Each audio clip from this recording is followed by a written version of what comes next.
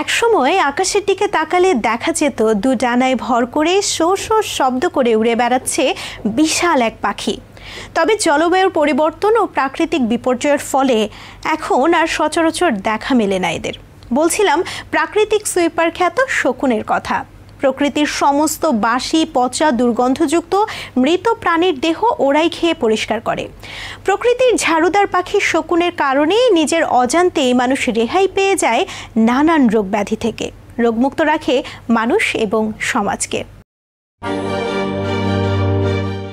মৃত প্রাণীর মাংস খেয়ে বেঁচে থাকে শকুন।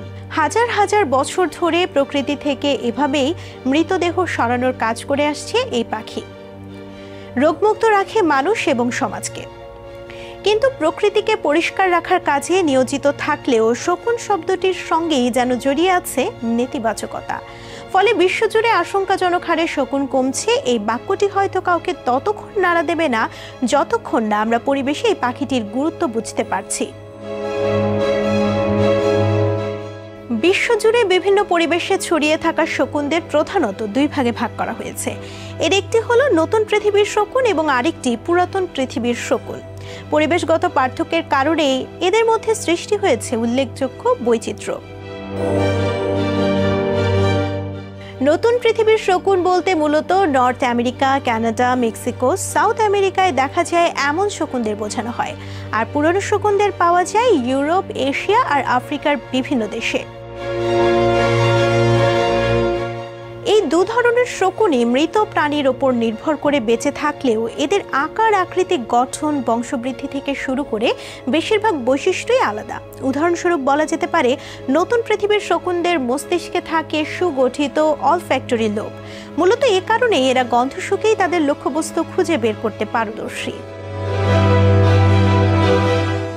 আর পুরাতন পৃথিবীর শকুনেরা গন্ধ শোকায় নতুনদের থেকে পিছিয়ে থাকলেও এদের আছে সুগঠিত অপটিক লোব। উড়ন্ত অবস্থায় অনেক দূর থেকে লক্ষ্যবস্তুকে চিহ্নিত করতে সক্ষম এরা। পুরাতন পৃথিবীর শকুনেরা পাহাড়ের খোঁজে কিংবা গাছের মগডালে বাসা বাঁধে। অনেক প্রজাতির নেই কোনো বাসার বালাই। আর নতুন পৃথিবীর শকুনেরা বাসার ধারে কাছেই যায় না। যাযাবর জীবনেই অভ্যস্ত এই পাখিরা। তবে দু ধরনের শকুনেরাই দল বেঁধে থাকতে পছন্দ করে। অধিকাংশ শকুন প্রাপ্তবয়স্ক হবার পরে বছরে মাত্র একটি ডিম পারে। কোনোভাবে ওই একটি ডিম নষ্ট হয়ে গেলে এদের বিলুপ্তির সম্ভাবনা আরও বেড়ে যায়। এদিকে গবাদি পশু, বিশেষ করে গরুর ব্যথানাশক ওষুধ হিসেবে 90-এর দশকে ডাইক্লোফেনাক এবং কিটোপ্রোফেন রাসায়নিক বেশ জনপ্রিয়তা পায়। বাংলাদেশ, ভারত সহ এশিয়ার বিভিন্ন দেশে পশুদের সুস্থ করে তোলার জন্য এই ওষুধের ব্যাপক ব্যবহার শুরু হয়। এই ওষুধ গ্রহণের পর যদি কোনো পশু মারা যায় আর তো যদি শকুনের দল খায় তবে তার আর রক্ষে নেই। ফলে মারা যাওয়া পশুর দেহের কঠিন সব রোগ জীবাণুর সঙ্গে লড়াই করে বেঁচে থাকতে পারলেও ডাইক্লোফেনাক এবং কিটোপ্রোফেন জাতীয় রাসায়নিক থেকে রক্ষা নেই এদের। মৃত পশুর মাংসের মাধ্যমে এ জাতীয় বিষাক্ত রাসায়নিক শকুনের কিডনিতে পৌঁছালে কিডনি বিকল হয়ে যায়। 2 থেকে 3 দিনের বেশি বেঁচে থাকা এদের জন্য অসম্ভব হয়ে পড়ে। এই ওষুধের ক্ষতিকারক প্রভাবের ব্যাপারে পরিষ্কার ধারণা পাওয়া যায় পরিসংখ্যান ঘেঁটে দেখলেই। 80-এর দশকে দক্ষিণ এশিয়ার দেশগুলো প্রায় 40 মিলিয়ন শকুনের আবাসস্থল ছিল। সেখানে এখন 40,000 শকুন বিলুপ্তির অপেক্ষায় দিন গুনছে।